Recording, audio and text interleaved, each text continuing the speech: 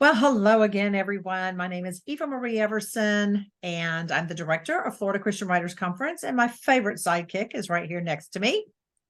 I'm Taryn Souders, and I'm the co-director of the Florida Christian Writers Conference. That she is. And we have been working for the last couple of weeks on little things here and there and everywhere. Of course, we've had a little bit of a panic. You didn't hear from us last week. There was a reason for that. Somebody hurt her back. I'm not saying who, but me. Yeah, I was in no mood to be videoed last week. Oh my goodness. Anyway, yeah, it happens. And like I've been telling everybody, I don't want to talk about how I hurt my back. I was putting lotion on my legs. How does this happen? I'm getting old, Taryn. But what we want to talk about this week is a couple of things. Last week we alluded to the fact, or maybe a couple of weeks ago, we alluded to the fact that we were running out of rooms. Well, we did run out of rooms. And so we were able to contact the conference center. We were able to get a few more rooms, but guess what? Those are quickly dwindling down. So at last count, we only probably had less than 5 rooms left. Yeah. We have been waiting to hear from a couple of vendors. They're a married couple, so that's just going to be one room. But if they are intending to come, and we're hoping that they will, we'll tell you more about them later. Then that means there's another room that just bit the dust. So don't panic, though. We do have some suggestions for you for local hotels in the area. You would just simply sign up as a commuter rather than being on property. And the price balances out, really, because most of the hotels in the area they have breakfast that they serve for free, and then right after breakfast you just come on over to the conference center. It's not that far. People can commute together. We can do some ride sharing. We did this last year. It worked beautifully. And then just come on, and you'll have workshops, you'll have lunch, you'll have dinner, you'll have general sessions, and then in the evening you just go back to the hotel room. So easy. You'll probably have better Wi-Fi at your. You may have better Wi-Fi than you would if you were staying on site. Yeah, so there's kind of a trade-off. I know it's a lot more fun to stay on campus and not to have to do the back and forth. And especially if you're flying in and you're not going to rent a car, you're probably thinking, oh, how am I going to get back and forth? But don't worry. There are plenty of people in the area who have cars who are happy to drive you. It worked out last year. I have no doubt it's going to work out this year as well. So, if that's where we are, that's where we are. But we'll keep you posted on that. There's another thing we want to talk to you about today, and that is something that we do at Florida Christian Writers Conference on Saturdays.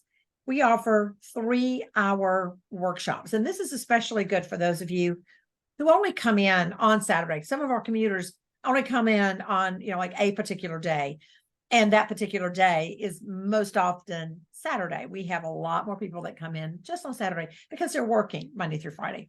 So we do want to offer something that's a little more in-depth than just the 1-hour workshops. And you haven't been able to come to the 8-hour continuing classes. So we give you a 3-hour continuing class, and you got a lot to choose from. Taryn, can you tell me what the first one is?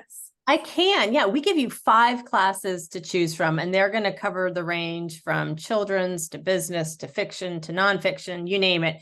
And the very first class is NonFiction 101. It's AKA also known as Better Than Bob's, and it is taught by Michelle Cox.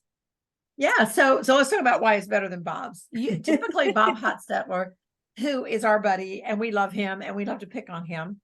I mean, he is like truly a brother in the Lord, because you've got that little, like picking and digging that you do with your siblings. And, yes. And Bob is truly the brother we love to pick on. And, so typically Bob teaches this class on Saturday, but Bob is not going to be able to join us this year because some other conference stole him from us. But just for this year, we're going to share. That's also a sibling thing. We're having to learn to share Bob. We're sharing Bob Hotstetler. Right. But Michelle Cox, who is just brilliant at teaching this type of workshop, is going to teach it. And she asked me, she said, well, what does Bob call his? And I said, I think he just calls it nonfiction 101, 201, 301, 401. Yeah. And she says, I'm calling mine better than Bob's.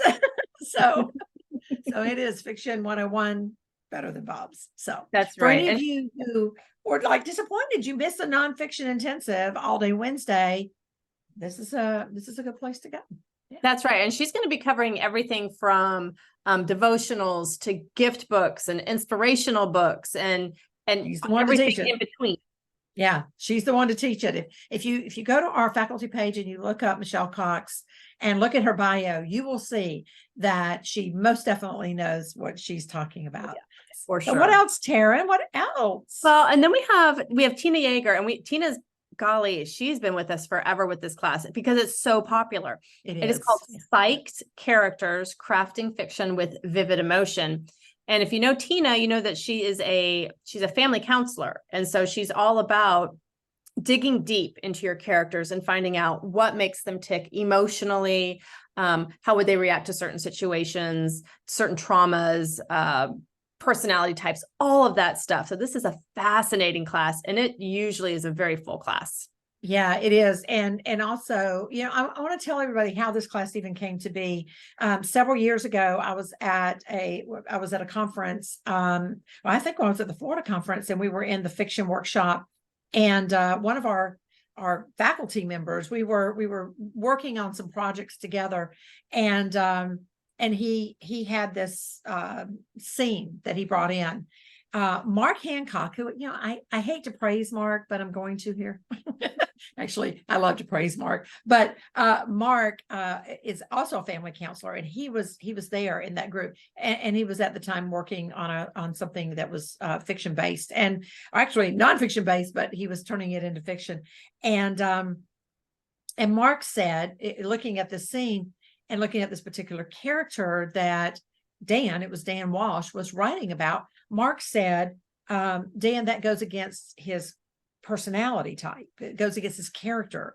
And Dan said, well, what do you mean? And Mark began to explain from a counselor's perspective, this is not what this character would do based on history, based on personality type. And I thought, man, this is really fascinating. This is not something I've ever thought about before. And so we decided to start incorporating that. Well, a few years back, I had a character in one of my books who, it was a very complex, very complicated, and very broken character. And what I did was, by this point, Tina had been teaching this class for some time. I called Tina and I set up an appointment as the character. And I began to talk through my history as the character. And then once I got to this certain point where I was in the book, actually where I was in my manuscript, I said, based on this character, based on my history, etc., will I go point A or will I go point B? And Tina said, and I'll never forget this, Tina said, actually, that's not the question. The question is, whose victim will she be next? Oh, yeah. And I said, well, I hadn't thought about that. I kind of saw her as overcoming. No, she says, unless she does this, this, this, and this, and you don't have her lined up for that, she is never going to overcome these demons. She is always going to be someone's victim because she has that kind of victim mentality, that victim personality. And I know these people. And so I was like, oh my gosh, yes. It totally changed what happened in that book. That's it totally amazing. Changed the outcome and the flow. It was probably made it an hour for me. Yeah. And it probably made it a lot more realistic. Oh, it certainly did. It certainly did. Yeah. And so many people who emailed me after the book was published, and this was Dust, and the character was Cindy, and they said, I so hoped Cindy would pull herself up by her bootstraps and actually make it. But the fact that she didn't was more real than if she had have, Yeah. So I was like, yeah, well, that's because of Tina Yeager. So if you're writing fiction, this is a good class for you. Absolutely. Particularly with fiction, well, I would say with any writer, we make sure, I hope you make sure that you're doing your research to really give an element of truth to your story. I know, like when I do murder mysteries, I have to research crime scene procedures and all sorts of stuff. The physical research you do to set a scene in your story is just as important as the research you do to create your character. So this Absolutely. is a class to go to. Yeah, absolutely. Okay, so what's next? Next on our wonderful list is independent publishing. It's an independent publishing boot camp that is run by Sherry Cowell. Yes, and if again, this is something Sherry you're would know. thinking about, do it. Yeah, Sherry would know. Because she is the publisher for EA Books, and she. One of the things I love about Sherry though is that she does lay it out for us, for our conferees. That independent publishing is not for everybody. But if this is something that you want to look into, well, then here are the steps that you are going to have to take, and this is what it looks like. So, what's next? Go ahead. I'm sorry. Well, no, I was going to say, she even points out whether you are going to do the self-pub or the independently published route, or if you're traditionally published, you still have to have a platform and you still have to have a marketing plan. And those are things that she is going to touch on. So it still might be worth going to her class, even if you're a traditionally published author. Absolutely. All right. What else? Next one is Canva. I'm excited about this one. Canva for writers. And this is being taught by Katie Kaufman. Yeah, we get a lot of questions about Canva, don't we? As you know, we do. Word weavers. Yeah. Yes. And if you are, again, it kind of goes to marketing, but you can use Canva for anything. And I use Canva for so much. And it is such a fun program to use. And there's a free version, there's a paid version. So you don't even have to buy the paid version. The options are limitless. But if you're not really sure how to use it, what's the best way? Are there laws? Like, am I allowed to use someone else's photograph in my Canva thing? All that fun stuff. Definitely go to Katie Kaufman's class. You do need to register for this, but it's free. We just need you to register because there's certain things Katie needs you to do ahead of time. So if you want to be a part of this workshop, you need to email us. Is that, or you're emailing Katie? They email Katie, and that I'll give you that. It's adventure writer, all one word, at hotmail.com. And it's also at the website.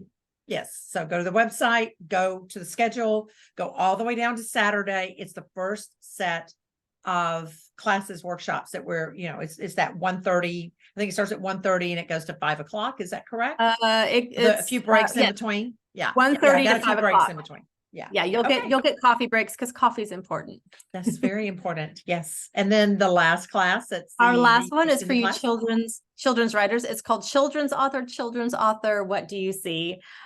Which is taught by Julie Lavender. And so if you're thinking about writing for kids, and you're coming in on Saturday, or you're here all week, and you did the nonfiction, but now you want to check out the kids, check this one out, because Julie is a fantastic children's writer. And this is not a class you're going to want to miss. She's going to talk about board books and picture books. And she'll go all the way up to writing for teens. Yes. Okay. That's excellent. So those are the 5 classes, the extended class on Saturday. For those of you who are just coming in on Saturday, or those of you who are going to be there the entire time, it doesn't matter. But these are 3-hour classes. Last thing I want to talk about today is for those of you who are flying in. I've been asked a lot recently, if I fly in, where do I fly into? And if I fly in, how do I get to the conference center? So to answer your first question, you either want to fly into, and it depends on your airline, you want to fly into McCoy, which is the Orlando International Airport, but the code is MCO because it used to be, I think McCoy Air Force Base was out there or something like that. So that's Orlando, number 1. Number 2 would be Sanford, Orlando. Now, be very careful because Sanford, Orlando and Sanford, Daytona Beach have the same code, but one flies into Sanford and one flies into Daytona Beach. So 2 different places. For some reason, they have the same code, but when you are like clicking, and I know this from using Allegiant, if you're clicking on which one you want to fly into, it does give you a choice, and they are separated by several different cities. So just be careful of that. You would want to fly into the Sanford Airport, most likely. You can fly into Daytona Beach. It's going to be about the same amount of time, but most of our people who fly in to Sanford, I think it's SFB is the code. Yeah. is. They fly into Sanford and not Daytona Beach. We did have somebody last year who flew into Daytona Beach, and she was able to work it out. I But think we had someone fly into Tampa too. yeah, we have had people fly into Tampa, but that's because they're planning to get a rental car, and then they're gonna, come up, and then they're gonna go back, and then they're gonna visit family, friends, whatever, go to Busch Gardens, whatever you want to do. But now, when it comes to how do you get from then point A to point B, from the airport to the conference center, we used to have shuttles, but we do not do that anymore. We have rideshare. We will put you together as we get closer to the conference. We will start making announcements. People will say, "Oh, I'm renting a car, and if you want to ride share with me, or we can Uber together," and that kind of thing. So we will have a list of ways that you can get from the conference center to the airport to the conference center. From Orlando, takes about an hour and 15 minutes. Same from Sanford, maybe about an hour. And then from Daytona Beach, I think it's about 45 minutes, actually. I'm trying to think, like Ubering it's less than 100, I believe. Yeah, I think so. So, again, we're going to put you together. And so you can say, "I'm flying in at this time." "Oh, I'm flying in at this time." Yeah. And share an Uber. You can ride share. Yeah. Yeah, totally. Yeah. So, yeah, because when we used to do the shuttle, it would cost you that much, to pay for the shuttle.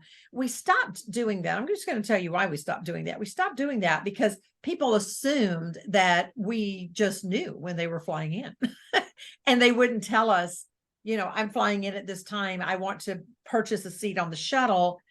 And then I would get phone calls from conferees saying, "I'm here, but I don't know where to go." I'm like, "We don't have you on our list."